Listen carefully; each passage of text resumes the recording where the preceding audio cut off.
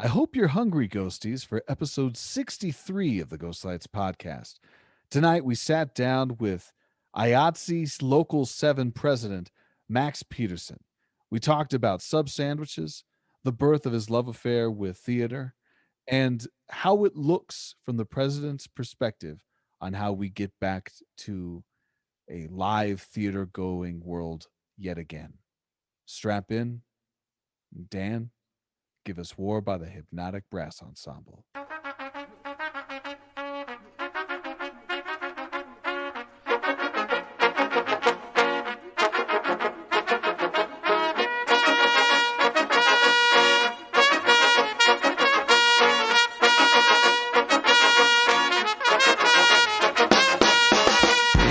Ghosties, we are back. It is episode 64, and you are listening to the dulcet tones of both myself, Sam Gilstrap, and Max Peterson, everybody. Hi, Max. How the hell are you? Hi, Sam. I'm really good. It's good to see you, my friend. It is good to see you. It has been a long time since we have locked eyes across a crowded room.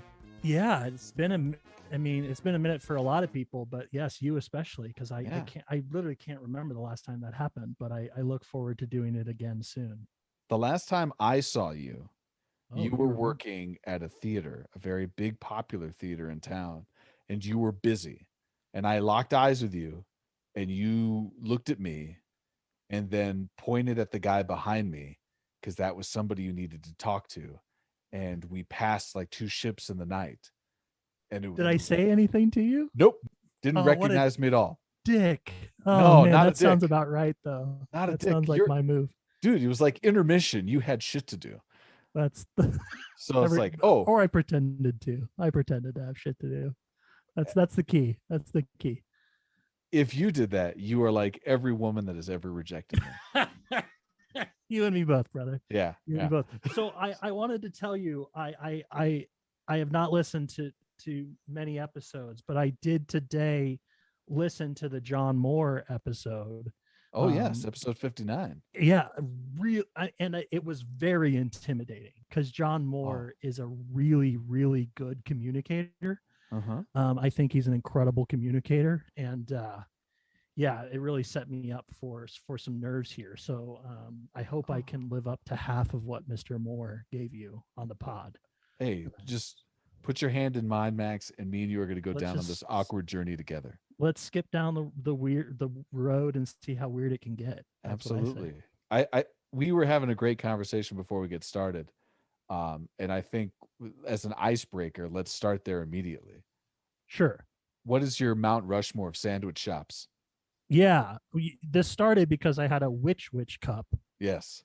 Which is it harkens back to episode 59 because John Moore was drinking out of a Witch cup. Yeah, and we said before we started that it is vital that if you've worked in the performing arts complex, you've probably succumbed to ordering Witch at some point because it's right there and it's pretty good, and they have good milkshakes. So get out of town. You just need a milkshake. Yeah. Oh man. I'd say Witch is probably on the Mount Rushmore. Chiba Hut is very high on the list. Is that the George Washington spot? It's pretty close. Yeah, Chiba wow. Hut is, I think, I mean, they have that chicken ranch. I don't remember the names because I'm sober. But the White Widow. It's the White Widow. The White Widow. See, you know. Yeah. Yeah, that's a hell of a sandwich. It's a great sandwich. Yeah, and then I'm not afraid to say it. Like, I'm a garbage person, so every time, every once in a while, you need a meatball sub from Subway. Sometimes that's just what needs to happen. I can't argue against that choice. Yeah, and so we're going Chiba Hut, Subway, Witch. Yeah. Who's in that Teddy Roosevelt spot? God, that's where it really gets tough, I think. Jersey Mike's ? Jersey Mike's, I think, is right because I almost said what Jimmy John's and no, absolutely not. Yeah. Every time I eat Jimmy John's, I get an upset stomach, which is not really saying much because I'm my stomach is just constantly a mess. But Jimmy John's is like a surefire intermission can't come soon enough type of deal for me. So Yeah, Jimmy John's for me is a tough sell now, because I know what Jimmy likes to do with his John's money. Yeah, And, yeah, it's unfortunate, it's unsettling, and yeah. fuck that guy.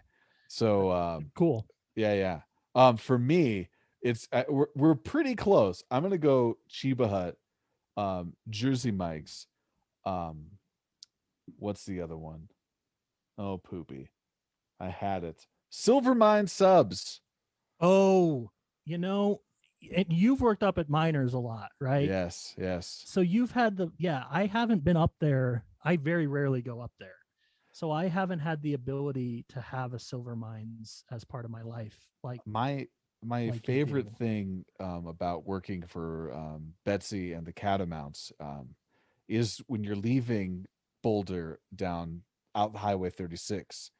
There was a Silvermine sub right there. It was like the Hmm. last stop before Denver, basically, Sure. Yeah, and they yeah. killed it. They closed it down, and I've never cried so much in my life as the day that it was official, because it was like the last one that was ever in my life. There's one off of Wadsworth at 86, and while it may not seem like it, I've got stuff to do, and I can't just drive out there for a sub. Yeah. Yeah, Yeah. That's a, I mean, driving more than like 10 minutes for a sandwich is a real stretch for me. yeah. It's Like it's not. got to be, yeah. Mhm. It's got to be someone else eating that sandwich with me that I'm excited to see, not Oh just the yeah. sandwich itself, you know. Silvermine Subs out there on Wadsworth is a great second date spot. Is it? Okay. Yeah, because you want to test them at that point. Yeah. Oh, are you down for this? Because it could get weird. Are you willing to travel 25 minutes to get a sandwich? Yes, Yeah. these are great questions. That's a great question. I mean, If that's I'm a, sick, if I'm sick, and there's only one thing that will make me happy, yeah. How much do you care? how much? Yeah. Yeah, Yeah. and No, this is good advice for everybody at home listening. this is the relationship advice that I find necessary. Right? This is what, uh, other relationship podcasts are not delving into. They're not. This, yeah. Yeah, the Ghost Lights podcast is big on three things: communication, Uh huh. um, good sex, and then good sandwiches. Um, there's nothing about those three things that I don't like. Yeah, I All mean, three of those things. if it doesn't work if only one person is happy, one Mm, person's communicating, and one person is satisfied. Both of yeah, you have to be. And if that's you're true. poly, all of you need to be happy. Every single one. Absolutely. So my number 4 is Subway, but it comes with a caveat. Okay. The next time I order the rotisserie style chicken sub from Subway, I want rotisserie style chicken. I don't want tuna mixed in with the rotisserie style chicken, because that is not a taste you want to mix with bacon and cheese. No. And that happened to me right at the beginning of the pandemic. Mm. It was like the last Subway sub I ordered. And I'm then they closed everything down, and that was all I had to remember them by. I am so That and sorry. Jared, and nobody wants to remember Jared. I am so sorry that happened to you. Yeah. Well, Yeah. it's been a long road, but we're finally starting the recovery again. We're trying Yeah. new things. There is light at the end of the tunnel, my friend. We are definitely putting a lot of money into Chiba Hut stock. I mean, yeah, I don't know if it's a publicly traded company, but if it is, I will throw some Bitcoin at that. You know what I mean? Whoa. Do you have Bitcoin? No, no, no, no, no, Okay. no, no. Okay, cool. I I wish. I feel like I'm at 37 and I'm still way too analog. So things like Bitcoin, that scares the hell out of me. Like that's going to take over the world, and I am not prepared. I am woefully unprepared, in fact. Sure, I have a friend who for many years has been like saying like give me money and I will invest it for you in Bitcoin, and I've always been like no, no, no, no. Yeah. And I've really regret that decision because he's very smart and has made a lot of money with Bitcoin. So, Yeah. Did um, did your friend also get in on the GameStop thing? he did not. No, he's not a Oh, trading guy. He's just a cryptocurrency guy. nice, So, nice. I got a friend that jumped in on that GameStop situation, yeah. like early in the process, and from all I've heard in terms of what I can glean from a headline on Reddit, things are looking pretty good for him and the rest of the people that jumped in on that thing. Yeah, if he sold at the right time, like before, all the crazy stuff happened, it could have been very, very profitable for Absolutely. certain people. Yeah. But I have no idea how that all works. Neither do I. Neither Yeah. do I. Do they just like put the money in your mattress afterwards? I think that's, yeah, it's either in the mattress or buried in the backyard. Oh, okay. You get to choose. You get to check that box Oh, on the app. now do they On the provide Robinhood app, they yeah, have mattress, backyard, burial. backyard burial? Do they give you the shovel if you choose that second option? Yeah, it's a foldable shovel. It's easily breakable, like most things. Oh But man, yeah, must be American made. Oh, no sorry, comment. no comment. I Yeah, went off the deep end there. And if you're still listening to us after that yeah. subway, This is 15 minutes of real ridiculousness. So hey, thank you. you're welcome. I've been thinking about sub sandwiches all day because Yeah, I've been teaching and working. So and that's exhausting, hungering work. I mean, Uh, I am a union stagehand and a touring union stagehand at that. So talking about food for a copious amount of time is not something I'm not accustomed Okay. to. Yeah, Well, that's kind of what we let's do. let's make sure to put a post-it note on that food conversation because we might start talking about pizzas later. I don't know. Okay. We'll see if we got time. Yeah, we'll see if we can circle back to pizza talk. Absolutely. Pizza talk with Sam Gilstrap and Max. There you go. Yeah. So Max, you're a touring stagehand. How did you get into that?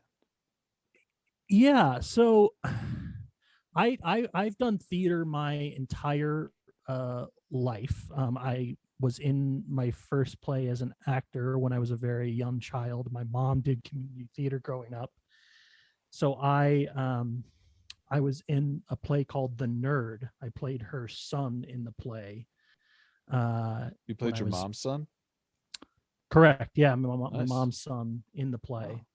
When I was, I don't know, 7, 8, something like that, Mm-hmm. and have done theater almost the entire time. As a teenager, I played a lot of sports and that kind of intermixed with the with the theater. And there was also the time that I got into all the trouble while being a teenager. Mm-hmm. But theater really saved my life. Through that, it was kind of a motivating factor to when I got back from treatment and all the mental health issues that I kind of struggled with as a teenager. It really kind of grounded me and gave me a purpose that I didn't that I really desperately needed. Mm-hmm. And then I grew up in Sheridan, Wyoming, and Billings, Montana, and the theater community in Billings, Montana was really kind of great for being Billings, Montana, and I don't mean that disrespectfully, but it's not known for its wild theatrical roots, but there was a lot of really smart, good people creating theater there, and it gave me a nice foundation. And I moved to Denver when I was 18 because I wanted to move to the big city to do the theater.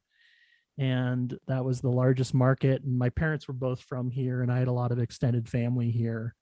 And so moved down here and got a job and worked a little while at Country Dinner Playhouse, and then worked up at Boulder's Dinner Theater for a while. Kind of worked around town, and then was at Boulder's Dinner Theater and realized I really wanted to pursue this and kind of put my whole heart and soul into it. So I went to Metro, and that's where you and I met, was while That's I was right. at Shout out to the Roadrunners. yeah, go Roadrunners. And that was a really amazing experience for me. I met a lot of really key people to my future career. I you know the I was not great in the classroom. That's putting it nicely. Uh, but I thrived in the theater, making theater happen, and I learned. I think undergraduate is really great because it teaches you uh, how to learn. I think that's the biggest thing that Mm-hmm. undergraduate school is really about, is learning how to learn. which is so vitally important in the technical I think it's any part of life, but in the theater crafts, the way that technology is moving, it's really vital to know how to find information or challenge yourself. The audio console, the audio gear that I'm using today is not, every job that I go on, there's something that I've never seen before, likely. And so learning how to learn on the job was really important to undergraduate, and also learning how to be a professional and say please and thank you when you're leading a crew. I remember, my mentor, Megan Euler, I was stage managing a show, and she pulled me aside after, she had been watching me for a couple of hours, and she just pulled me aside and goes, "You have to say please and thank you." And when you're like a young person and you're trying to be authoritative and you're trying to make the show happen, you just forget to do that. Yeah. And that's something I think about all the time. And so, yeah, eventually I started getting a lot of work throughout the community, and was worked at the Denver Center. I worked in all the theaters at the Denver Center. I worked at for the theater company. I mixed a lot of shows at the Garner Galleria Theater. I skipped the part where I kind of fell into audio, but it's kind of a funny story. I was hired to be a apprentice technician down at Southern Colorado Repertory Theater because they had a really great relationship with Metro at the time, and they hired a lot of people from our college, us and Adams State. They hired most of their company from those two schools. And I was down there, and I had been hired, and it's the first company meeting, and they're going around and introducing everybody, and Fred Vaugeois, the technical or the artistic director down there, and goes, "And this is Max, our sound engineer and designer." And I kind of look around. I'm like, "Oh, there's another Max here," because I had just been hired as an apprentice technician. And within, that was kind of thrust into the middle of that world. And within a month, I was mixing my first show, having no idea what I was doing, but just figuring it out. And yeah, I kind of fell in love with it, and it was one area that I felt like I could have a niche. And so I started working, kind of all through the Denver Center Theater Company in a variety of departments, and kind of became, a well-versed stagehand. But I then moved to the Garner Galleria Theater, and that's where I kind of settled into being a sound engineer, and mixed, got to mix I Love You're Perfect Now Change, for 8 months, with some of the best people that I've ever worked with in the business, and a really transformative year of my life, and a bunch of other shows. And while I was doing that, I got introduced to someone from a touring company called Networks Touring, who puts a lot of Broadway tours out on the road. And we had coffee one day, and 4 months later, he called me and said, "Hey, do you want to go out on the road with Blue Man Group?" And I said, "Well, I can't say why I wouldn't." And considering that 4 months ago we had a coffee conversation, and I really wanted to go out on the road, so I better say yes. Wow. And yeah, it was kind of, jumping in. I had no idea what I was doing, but I learned real quick, and toured with some of the best people in the business that I've ever worked with. We had a blast. And but it was a really strenuous tour, and I didn't get paid enough. But it was a blast. And then there's blue paint everywhere. Blue paint and bananas all over the place. And yeah, I mean, it, but so much fun, I mean, doing that show every night is anytime you get to end a performance with a dance party, it doesn't really get much better than that. So we got to do that. And then the next year I got the opportunity to go on an international tour of Beauty and the Beast. With my brother actually was on that tour with me. And so I saw who is an actor performer. He's performed a lot at the Arvada Center subsequently. But yeah, so we got to see the world together, which was pretty amazing. That tour started in Istanbul, Turkey, and I ended the tour. My last stop was, I did a couple of days in Singapore, was my last load in, but the last long-term stop that I did the whole entire sit was in Bangkok, Thailand.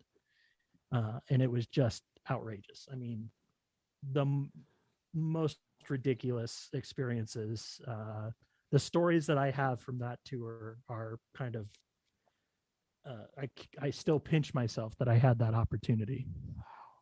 But while I was in the middle of that, I had the opportunity to interview for the head audio position at the Ellie Calkins Opera House, and got that job. And so that brought me back to Denver. I was able to join the union at that time, and that's kind of been, I was there at the Ellie for a while. Eventually, I moved over to the Buell Theater and got to do all the big Broadway tours that came through both of those houses. It was a really great experience. I met a lot of really amazing people, and became a member of the union. Really kind of got involved with the union in a very serious way. Was the steward for both of those houses, and that's kind of where I picked up the passion for what I'm doing now. I went in between. I worked in the union office for a while after working at the Buell Theater, as the dispatcher or call steward, and then that I needed to leave that position. It kind of wore on my soul. It's a really tough job, and wasn't really what I wanted to be doing at the time. And I left that job and subsequently got an offer to go out with Phantom of the Opera, and I did the last year and a half of that tour before it closed in early February of 2020, and came home and was getting ready to settle back into being home and working the extra board, and had been elected vice president of the union. I was serving as one of our vice presidents, and the world shut down on March 13th. I was in the middle of a work call on SpongeBob at the Buell, and got the notice that we were shutting down. And 2 days later, we put everything in trucks, and that was the last time that me and a bunch of my colleagues have worked. And then a few subsequent, I guess it was like 5 months later, the president had to leave for personal reasons of my union. So I offered myself up into the role of president, and was elected, and have been serving as the president of IATSE Local Number 7 here in Denver since August, September. And that's kind of the full recap of my career. I know that's not what you asked, but no, it's amazing. Yeah, that is. It feels like this whirlwind experience for you. I mean, so much of the people that we worked with and played with in school together were, working for that type of life, that get out of college and get rolling and get show, and then have our work and our personality be enough to create other opportunities down the road. And for it to take you across the world that's astonishing, Max. I full disclosure, I knew you worked on Phantom of the Opera, and I was hella jealous when I saw that coming up, because I'm a dork, and that's the only musical that I love with a passion. No, that makes one of us. I'm just kidding. It's we can dive into to all the things that I'm confused about that show, watching it 8 times a week. But oh man, well then let's definitely put a post-it note on that conversation, because Andrew Lloyd Webber's got some splaining to do. I would like. Well, I don't know that Andrew Lloyd Webber does, but the people that love that show, I feel like do to me, and I'm always open to people to explain to me. Can I tell you why I love it? Yeah, please. So I'm a hopeless romantic with half a good face. Well, I hope you aren't wildly abusive towards the women that you like. Definitely not. Definitely not. I think that's the part that really kind of comes back to raise my eyebrow. The locking them in a dungeon a swampy dungeon underneath a theater. Yeah. That's not a good look. Listen, man, why don't you ask for her number, and if she gives it to you, then go for it. If she says no, let it go. Yeah, I think killing large numbers of people while she's on stage is a pretty jerk move, you know? Absolutely Yeah. not the best pickup line. Yeah. Yeah, No, I I think mean the that's Phantom's got some issues. I'm not saying I've molded my life after this you're guy. not supporting his behavior is what No, I I don't want have to a make cape. sure. Yet. But you do have Yes, some nice art on the wall behind you. I do have some nice And art. I think yeah. Yeah. I mean, and there's some pipes in the area above you. Yeah. So like those could be connected to an organ per se that you play right before you sing a 4.5 minute psalm. Oh, come to me, angel of music. I'm yeah. Don't cast No, me. That was yeah, a bad audition. I don't think that's a problem. I mean, yeah, it's an incredible show. I mean, it's technically, you know, I did the Cameron McIntosh kind of revisited version, uh, not the original Broadway Hal Prince version. Mm-hmm. So it's definitely kind of got a different feel to it and a different focus from but it's a really lovely production, and I got to work with mostly really great people. So nice little caveat there. I mean, you know, there's human beings everywhere, and unfortunately, I'm not going to love all of them. That's very true. That's I work with little human beings and big human beings, and you're absolutely right. You're going to love a lot of them, but you're not going to love all of them. Yeah, and when it's a company of 70 or 80 folks like we had, there's just going to be some people that you want to say hi to every day, and there's going to be some people that you have to say hi to every day, and that's okay. That's a great. You know what I mean? That's like that's showbiz, kids. You know, like you don't have to love everybody you go to work with. Definitely not. No. And that's like an important lesson. Like I think when you come from like high school, college theater, you think that like it's all I don't know. I guess I had this like fantasy that like it's all community and it's all, you know, and I think that's like great that like I've definitely been on projects where that's the case, and that's awesome. But you can not be an asshole and still like not have to love everybody you work with, you know. And I probably fail at that a good amount. There's probably some people that I've worked with who would be like, "Well, Max, practice what you preach." But I do think that like, you know, it's a good lesson to learn that like, you know, you don't have to love everybody you show up to work with. And I think that's like kind of the difference between professional theater and some other areas that I've worked in. Well, I think one of the things that you were touching on just briefly there is this idea of like, there are going to be people that you're not necessarily going to 100% gel with. You don't have to be an asshole to them. Just do your job. Right. Do your job, be respectful. You don't have to go out of your way to be a punk about something. Yeah, because it's still a collaborative art form that you have to work with those people. Yeah. You're right though. You get the impression when you're in college, like much like I did, that this is all community oriented and we all get together and we build something together and we put it out there. And sometimes that is the case and it's wonderful and it's beautiful. And sometimes that's not the case and it's still wonderful and beautiful. And then there are times where it's a little harder than others, and there's people that are not what you want them to be, and you have to give up your idea that you can control that and show up, do your job, give them their space to do their job, and, you know, don't do anything extra to get under their skin or have them get under yours. Like, don't give them that power over you. Absolutely. I think it's way easier for me to have that mindset because I don't have to go up on stage and pretend that I love someone who I don't necessarily care for. Yeah. Like I just have to like be decent to them when I see them backstage when I'm, you know, walking into the theater. I mean, the other thing that's crazy about a show like Phantom or kind of these big, huge,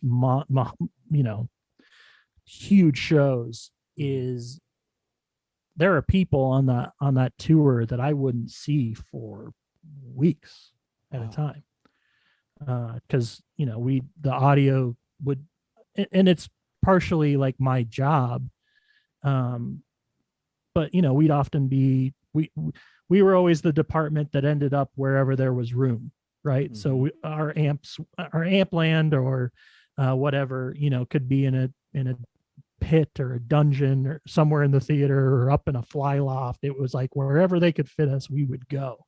Mm-hmm. And sometimes that's someplace that no one else in the theater goes to. Maybe the musicians pass by on their way to the pit, but they're not peeking their head around the amp racks to say hi to me. So I think it's easier for me to say like there's human beings that I don't have to interact with than like going on stage with people and like doing a party scene with them and having to like care. Yeah. It's different content. A little different. But we can move on from how much I dislike human beings. We don't have to spend the entire podcast talking about what a curmudgeon I've turned into in my old age. Well, I'm not getting that vibe, and hopefully the ghosties at home aren't getting that either. I mean, I just think you're just speaking truth to your experience. And I think that's relatable no matter what we do for a living.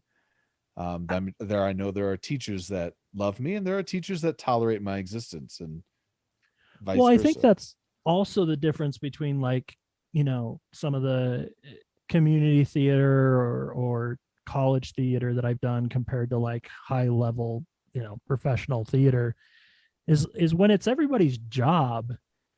It's just a different mentality. Like I remember the time that theater was ruined for me very specifically. Oh wow.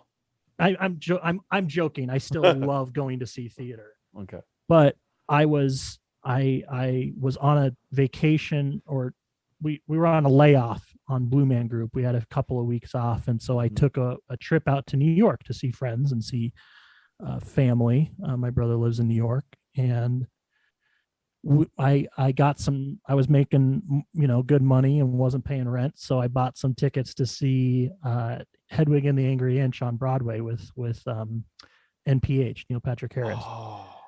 And I took my friend Courtney Capek, who shout out to Courtney, went to college with. Shout out Courtney Capek. And we're sitting in the theater, and it's 10 minutes to curtain, and I'm just thrilled out of my mind. I love Hedwig and the Angry Inch, and Neil Patrick Harris is supposed to be incredible in the show. And all of a sudden, I'm sitting there and I'm looking at my program, and I look up at the stage and I see the center cluster of speakers. And I look up and I'm looking at it kind of like, oh, how's that? And then I wonder why they did it that way, blah, blah. And then like I snap and I'm like, oh, when I go back next week, I got to fix that, and that, and that. And I start like going through the checklist of my head of the stuff that I have to do when I go back to work next week. Right. Oh. And like, that's cool. Like what a privilege to be sitting in a theater thinking about my work that is theater. Like I totally understand what a privilege that is, that there are people who would kill for that opportunity. But it's also like, this is my job now. Like this is what I do to pay the mortgage, which is a silly thing to say out loud, that I have bought a house with theater dollars. Once again, something that people would kill to be able to say, but it does like just put a different, you can't go into a theater and totally disconnect from. It's not like I can go in there and just be, I'd rather go to a sporting event than go to a theater, because when I'm at a sporting event, I don't think about work. Like I don't give a shit what they're doing, whereas when I go to a theater, I suddenly at some point will get transported back to how I'm going to pay my mortgage, So no, I could totally get that sense. I mean, there was a stretch of time where I had very limited free time. So when I did get to see a show, it was hard to shut off that. For me, I'll speak for me on this part. I couldn't shut off the arrogant voice in my head, like, oh, that choice is interesting. Oh, I could do A, B, and C. and then that would take me out of the whole experience, which is why when I was, when shows were plentiful and I was fortunate to have the opportunity to be on those stages, I spent so much time with shitty action movies. Shout out to the Fast franchise. Yeah. Yes. Like it Yes. was like that was the only way I could watch something and go like, ah, entertainment. And eventually I got the biggest problem for me during that time was just I had my head up my own ass. Sure. And so it just took me time to like catch that about me and then work out of it. And that's how I entertain myself. But I mean, I can see it from you have a unique perspective having to clock all those things in your profession. You notice those. That I bet to an extent that is part of your going to a show experience. You want to see or know or have a sense of how they did their own work. Yeah. I mean, yeah, I think I get more interested in that, in the how, rather than the, I mean, it's hard to go enjoy a piece of theater and get transmitted to a different place the way that it was when I was, a teenager or college student. And that might be just because I'm older and, my tastes have changed, or it might be because but I really try to give the benefit of the doubt to, because I know how hard it is, especially from like an audio perspective, how hard it is to make things sound good, or what I would perceive as good. I just know the challenges that are, so I try to turn off that critical part. And what is actually more annoying to me, other than just the critical part, is the idea of thinking about my work. Does that make sense? Yeah, So totally. it's less about like I'm less bothered by like, oh, that didn't sound good, or oh, they missed that pickup, or oh, that's just showbiz. Yeah. And more about like, nowadays it's like, man, I wonder if the crew got a break, or I wonder if, it's like the union part of me. I wonder I wonder if everybody on this show is getting paid properly, or there's those questions that I spend a lot more time thinking about when I'm in a theater these days. Yeah. Or looking at my phone waiting for the crew to text me that there's something wrong. But yeah. Nice. I want to backtrack a little bit. You're talking about your international trip that you got paired with your brother. Um, what was that experience like for you from your perspective, being with your brother so much in someone that you love and know very well, and then sharing and doing what you both love to do as your profession? What was that like? Nothing short of miraculous. Yeah, I mean, I think we kind of spent the entire time kind of pinching ourselves that we were part of it. Mm. My dad passed away in 2012, and that was kind of a transformative. That was while I was doing "I Love You, You're Perfect, Now Change," with Shannon Steele, Lauren Sheely, Robert Michael, Scott Severson. Who else? I'm gonna forget some names, and then of course our my dear parted friend Dan Langhoff, who I miss desperately.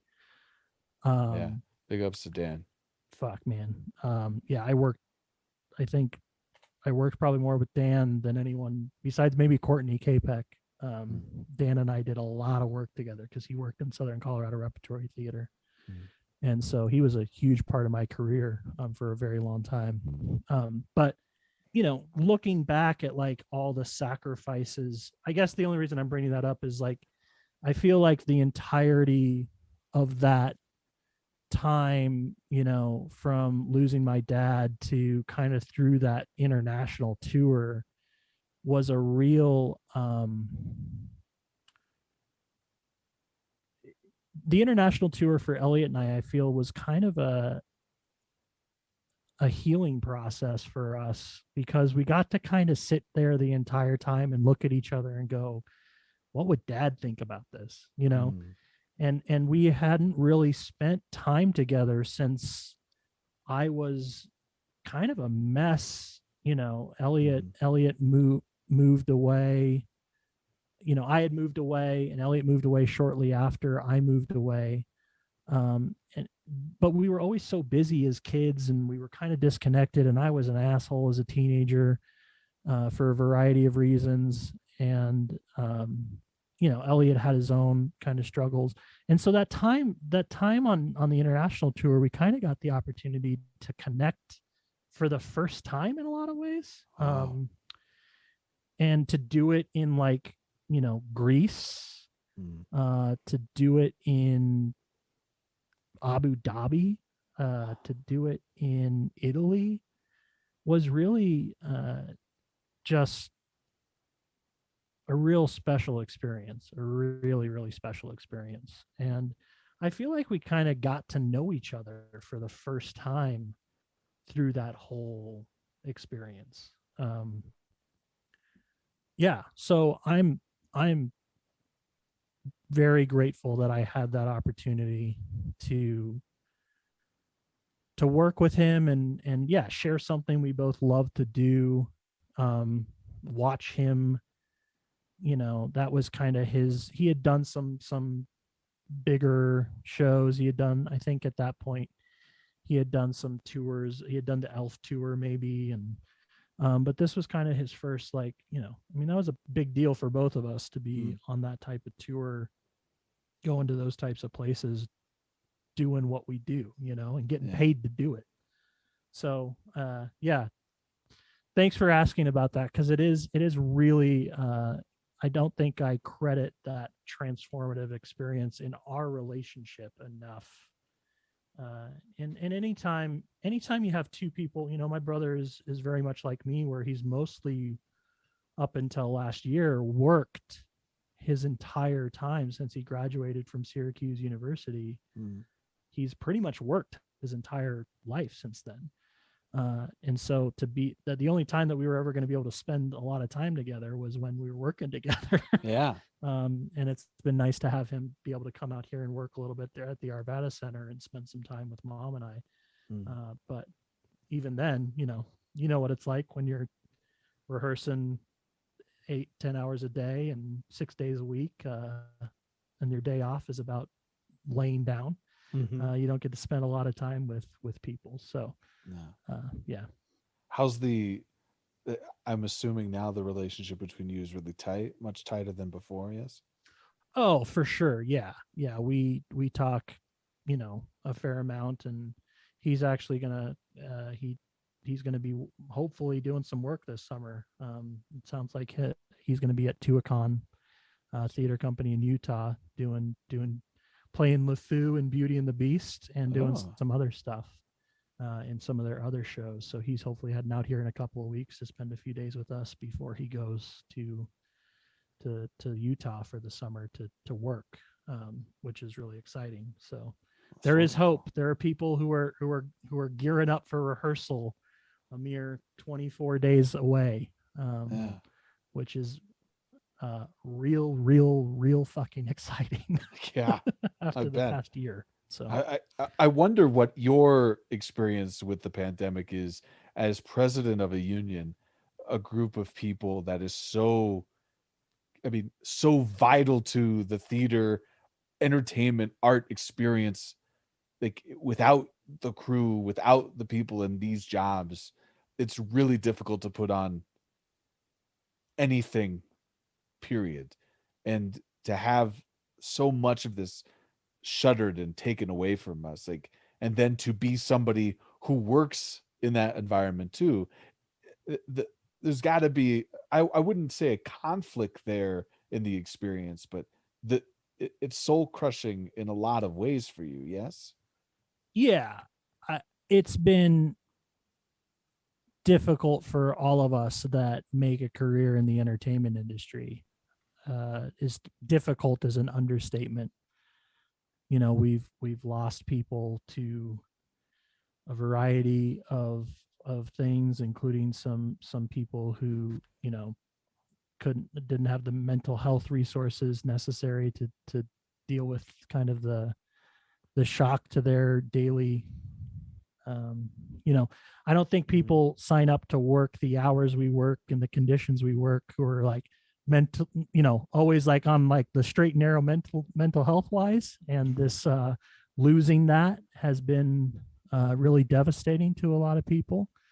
And yeah, I mean, it's kind of hard to wrap your head around how to help, right? I think that, you know, the best leaders in any sort of organization, but especially union organization, are there to serve. That's what I try to go into every day trying to figure out how to do, is how to serve our members and the people that work under our collective bargaining agreements the best that I can and that we can.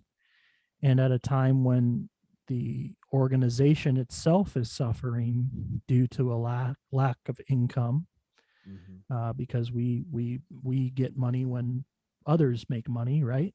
Yeah. And when that goes away, so we're trying to make sure that the organization is going to be okay and healthy, while trying to make sure that our members are going to be as okay and as healthy as they possibly can, while still making sure that and I'm gonna, you know, I might sound like a jerk here, but employers don't come out of this wanting to take advantage of the situation. We understand that employers are going to be in a position they've never been in before financially, but that doesn't mean that, you know, we can't continue to, we have to continue to fight to make sure that people who create the work that they sell are compensated fairly.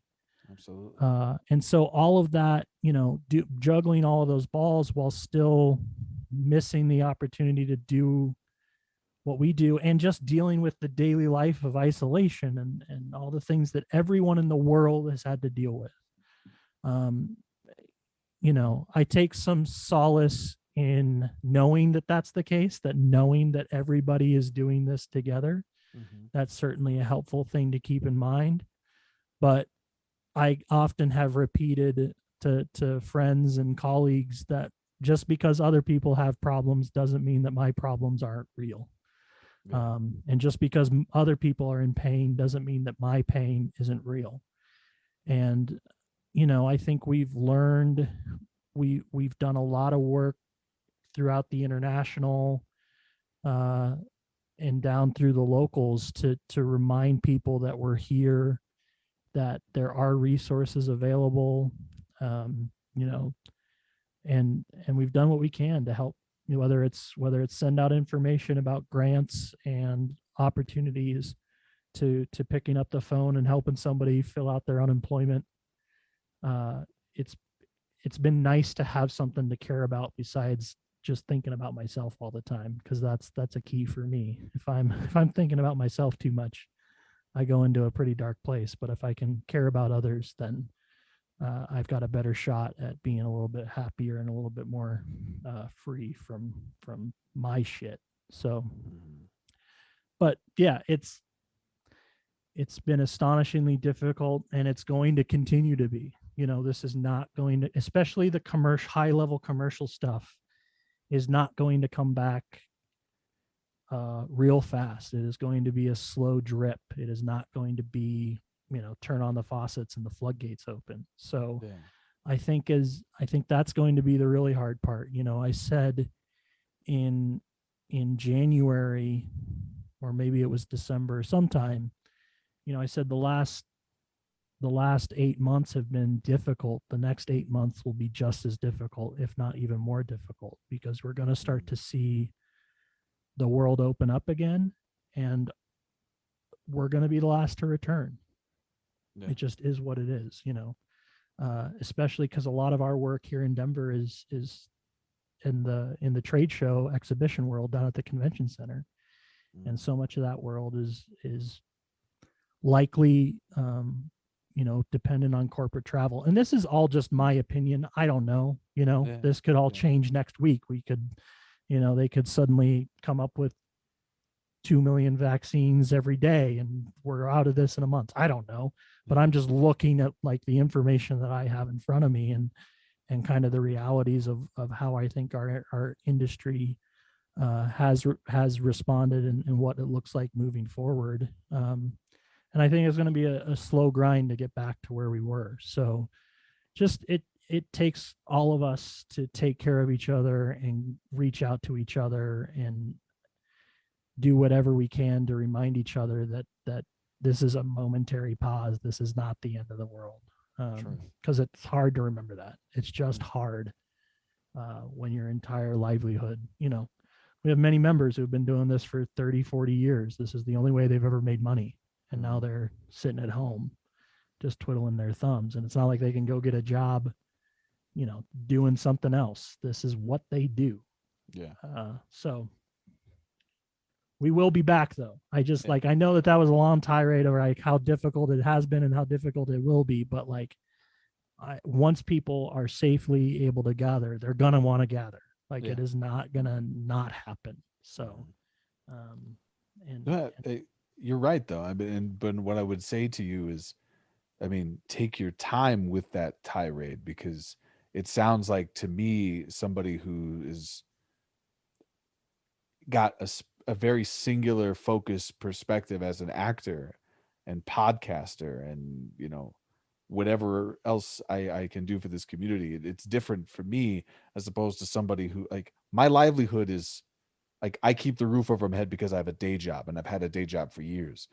To have theater be the sole source of your income and then have that whole world shut down, for lack of a better phrasing, is jarring to say the least. And to hear your perspective and to listen to the words that you've chosen so precisely, to kind of talk about what it looks like and what it feels like now and what you think the future could be, it sounds to me pragmatic, and it sounds like you're the right person to lead your troop, your group, into this next step. And then those are just words that people need to hear.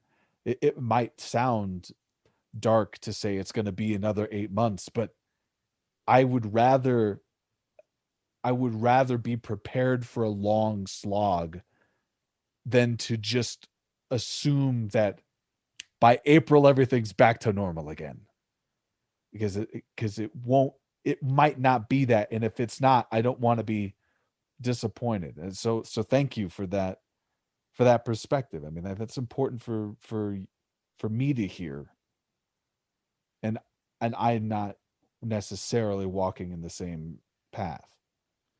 Yeah, thank you. Yeah, I mean, I hope I'm the right guy because I'm the guy they've got. So, and I'm certainly surrounded by a whole bunch of people who are equally devoted to, the organization and all of us being. I am one of many throughout the country, and locally, who are,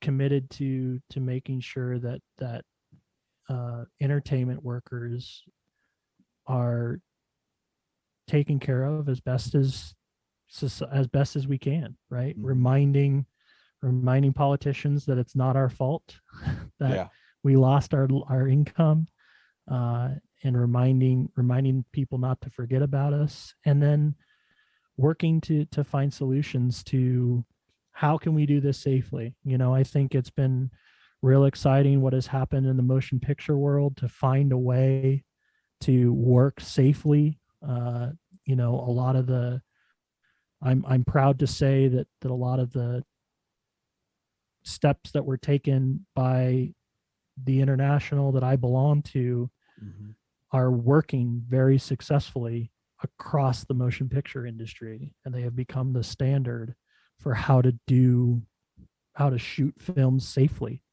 And those are constantly being looked at by epidemiologists that we have hired to make sure that that's the case. And we're going to do that for stage and trade show and all areas of entertainment. We're just going to find a way to do it. but we're going to have to work together to do it. And I think we're well suited to be able to do that. We figure out how to make the impossible possible all the time. And this is just another case of being confronted with a challenge and finding a solution to it. But it isn't easy. It isn't a snap of the fingers, and it isn't something to be taken lightly either. It's not something that just because we're tired of dealing with it is the right answer, right? Yeah. I'm exhausted dealing with it, but we still have to find the way to do it safely. So, absolutely. Yeah. Well, you gotta stay focused. Do you have? I want to backtrack again, and you're talking about the stories you could tell from this international experience. Is there one crazy story that you can tell us that won't get you fired?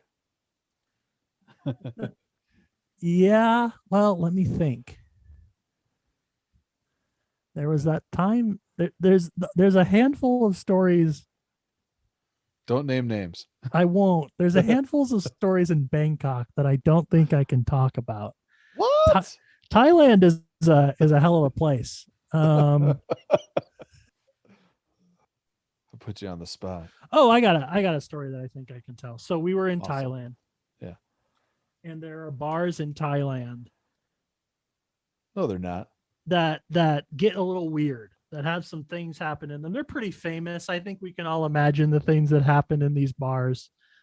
I'm picturing a duck singing a song on a piano. That is, you might call it a duck. At least, no, it might sound like a duck. No, I mean, just some stuff happens, right? Yeah. Women perform feats of miraculous athleticism.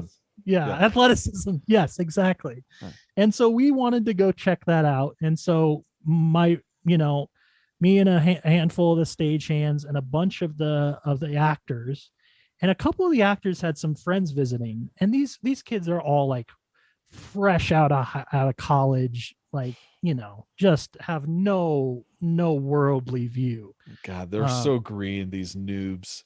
Oh, I mean, just just clearly have not thought through what they're about to do. Yeah. And so we're sitting in this bar and we're having a great time and all this, and we decide that it's all right, it's time to leave.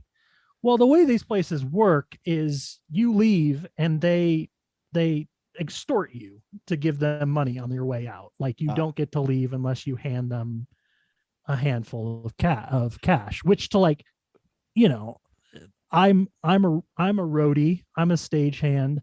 I've been to my fair share of adult establishments where I've spent a lot of money in weird places.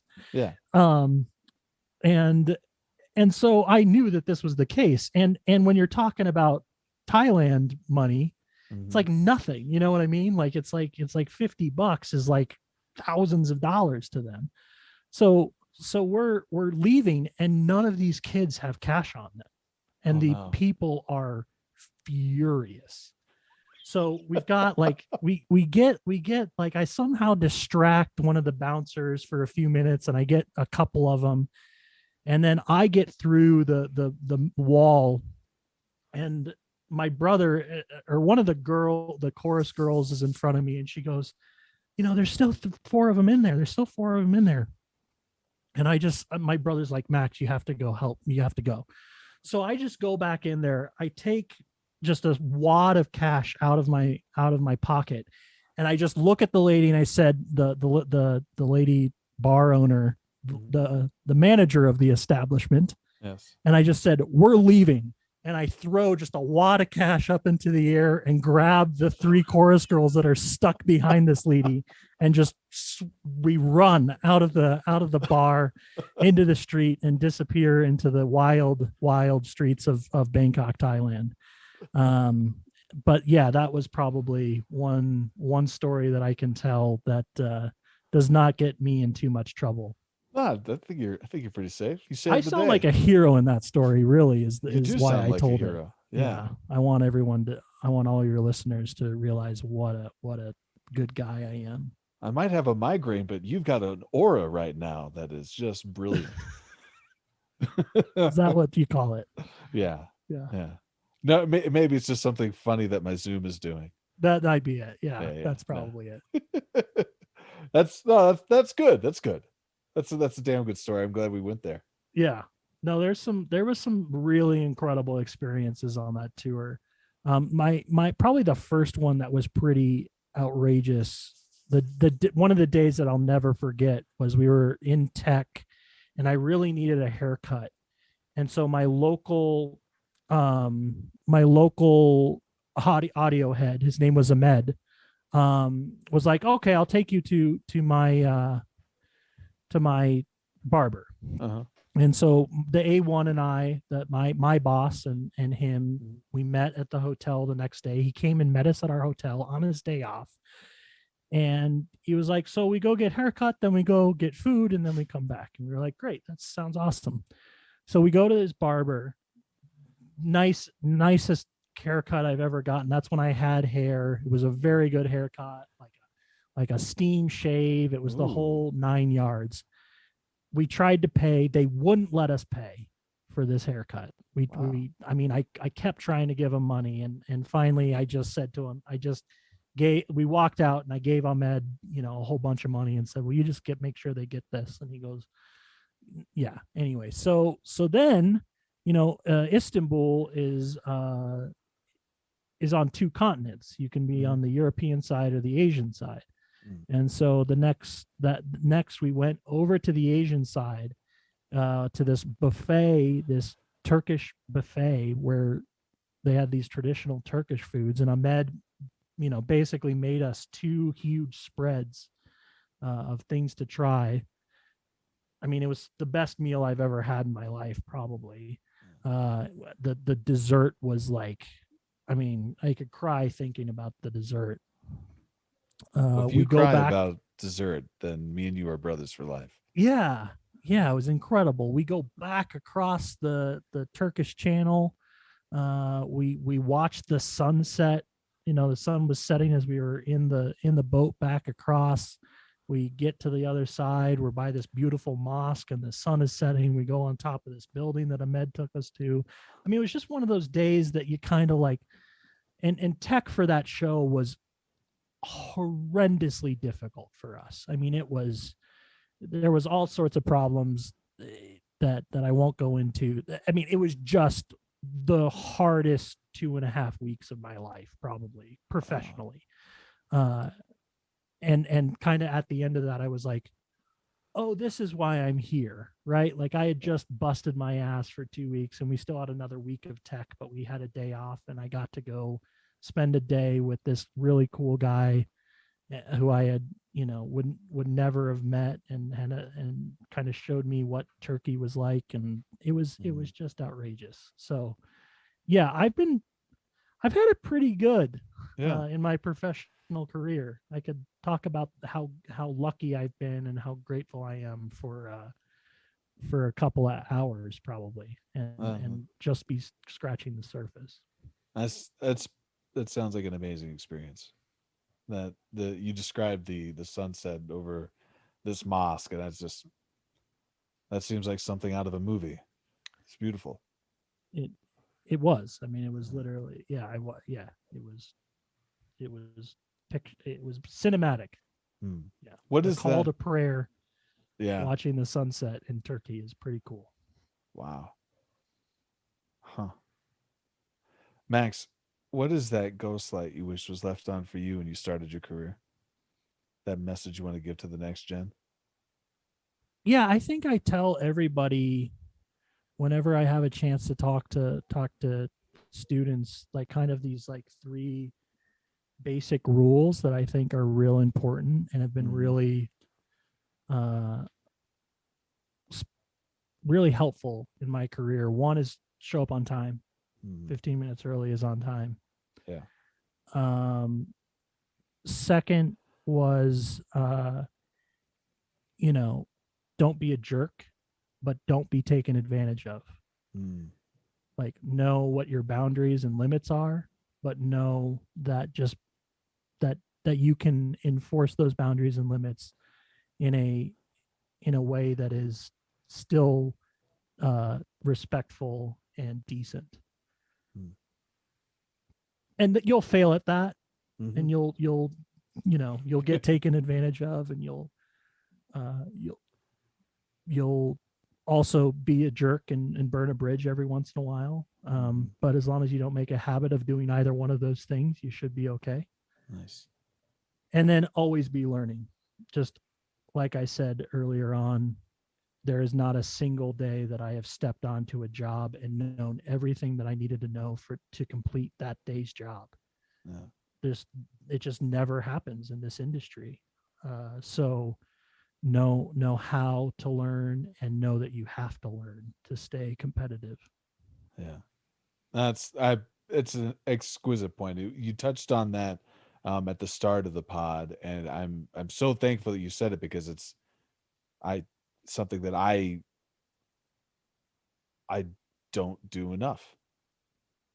And so learning is important in just your everyday life.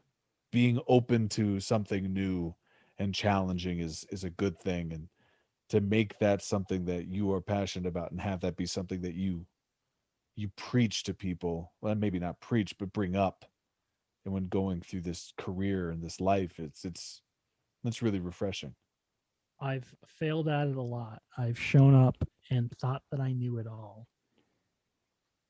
And that is way more dangerous or unhelpful than showing up and realizing that I don't know it all. Yeah. That's when I'm going to be more successful, because I go in with some sense of humility and some sense of willingness to have how these guys do what they're doing, show it to me. If it's a road show, and I'm a local, how do you do how do you run your front of house snake? Mm-hmm. Right? I know how I would run my front of house snake, but how do you run your front of house snake? What that's as basic as it gets, is that they're gonna, and maybe the way they do it is going to be better than the way you would do it. So. Absolutely. It's that's a great message. I've definitely failed at that as well many times, and it's good to be reminded of that perspective. Before we sign off, I have a very pressing question, and I hope you're ready for it. Okay. Okay. Now, don't get mad at me, but what is your Mount Rushmore of pizzas? Like, are we talking like locations, like You've pizza got yeah, you've providers, pizza or providers. okay? So, uh, sexy pizza is pretty decent. Sexy pizza. Bojo's, Oh, because that honey on the crust, girl. oh, hell yeah. I love just a trash pizza. So like Little Caesars. Dude, Girl, stop. I've been fucking with some Little Caesars recently. Yeah, you have. I have been going. I mean, they You get got that that extra mosbestos? oh dude, they got that stuffed crust though. That stuffed Oh, crust extra pepperoni. oh. Oh, that is a greasy pile of bread, cheese, and tubed meat. And I can't get enough of it. Oh, oh, you had me at tubed meat. And what's your fourth one? Where's your Teddy Roosevelt at? I think to wrap it all up, um, probably some like Chicago. Like I don't know. If there's a great place for this in Denver. I haven't found it, but like Chicago or Detroit style, like deep dish, like deep dish. I don't know. Like I think Bojo's you can kind of simulate that, Kinda. but not really. And I would love, you know, at me on whatever.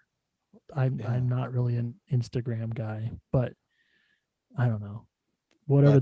However the cool kids communicate. I'm on the Facebook, but I know that that's lame. Do you tweet? I don't tweet. But do you have a tweeter? I think so. Okay. I'm literally never on Twitter. Okay. You could anyway, if you know of it, find a way to get a hold of me. Just search my name. Ghosties at home, hit me up on any way that you can. I'm on the Instagram, I'm on the Twitter, I'm on the Facebook. Yeah, You holler at me there and I will reach out to Max. We Yeah. need to find a pizza. I'm going to offer you right up the road from my apartment, Wyman's number 5 Oh. is a decent Chicago style pizza option. Wyman's number 5. I'll give it a shot. I'll give it Sounds a good. shot. Yeah. Good. For I got to jump in because I've been thinking about pizza since I started this whole sub conversation because I haven't eaten anything since my oatmeal at 2 p.m. today. That's And criminal. I'm trying to be better. I'm trying to be better, and it's the only way I know how to get to be better is to punish myself. So my 4 pizza spots: Bonnie Bray Tavern Oh, that's a off good one. off a Yeah. university. They've got Are some they amazing. still open? Yes, they are. Oh, good. That's Limited good. seating. Limited seating right now, Hey, but that I don't need to sit to yeah, eat. yeah, they're great. So yes, order from Bonnie Bray Tavern. Um, then I'm gonna go. Shoot, Anthony's Pizza is really fun for me every once in a while, but it's rare that I use it because it's that thin New York style. I like folding up my slices of pizza. Yeah, with enough mozzarella cheese on top, I will fuck with some Anthony's. Little Caesars is dangerous for me because if it's close, it's gonna go down. And Oh, right now, it's not close, but I do love it. that's good. I live over by Sloan's Park, Sloan's Lake Uh-oh. Park, and there's one right across. I mean, it's not good. Yeah. It's just And then you know what? This is what gets me is there's a blackjack pizza on the corner oh. from my house, and at 8 p.m. they do this 50% off thing. Yeah, and They're just trying to hurt you. they are. Yeah, They're, they don't. They're like, you know, that one guy you just can't quit. I mean, to do that at 8 o'clock at night is just. I mean, that is it's evil. really, really messed up. It's evil. Like, there's no way you're gonna not eat that and then go directly to bed, and at about 4 a.m. just wake up hating yourself. Yeah, the cheese sweats. Nobody needs that. Yeah, I mean, yeah. Hopefully, it's just the sweats. You know, like that's best case scenario. At the time we're recording this, it is now 8 p.m. or at least 8:17. And you're gonna go fuck some blackjack, aren't you? I'm gonna try really hard not to. Okay. Try really hard not to. Well, if you do, I support you and I love you all the same. Oh, Max, that means the world to me. Thank you. Yeah, man. Thank you. No, it's been an absolute pleasure to have you on. Some really awesome perspectives, and thank you for sitting down with us tonight. Dude, it was awesome. Thanks for asking me. I'm so glad that you're doing this. It's a really something I actually thought about doing years ago, but I'm too lazy. So I'm glad that you're way more motivated and doing the deal. Cause yeah, I think the Denver theater community is a very special place as someone who's been able to travel all over the world. I'm constantly amazed at what a really cool group of people we get to create with in this community. And everywhere I've gone, I've been honored to be able to say that I'm from Denver. So absolutely. Well, thank you for that compliment. It means a lot. I would empower you to use your shiny big red mic and start your own Max podcast. Hey, that maybe you're the motivation I need to rap philosophical. Absolutely. I appreciate it. If you need a guest, holler at your boy. Will do. I did take a semester of stage work at Metro, so I could talk to you about a class or two. Yeah. We can delve into what you learned in intro to stagecraft. Yeah. By the way, I did hit a cookie, and I was going to talk about your transcript here on the podcast, but I thought better of it as we started talking. Yeah. Thanks for not bringing up my college career. That's no problem. Yeah. Yeah. All right. And everybody, this has been episode 63 of the Ghost Lights podcast. Our guest was Max Peterson. Thank you so much for joining us tonight. Keep learning out there. And we'll get through this. Dan, do the damn thing.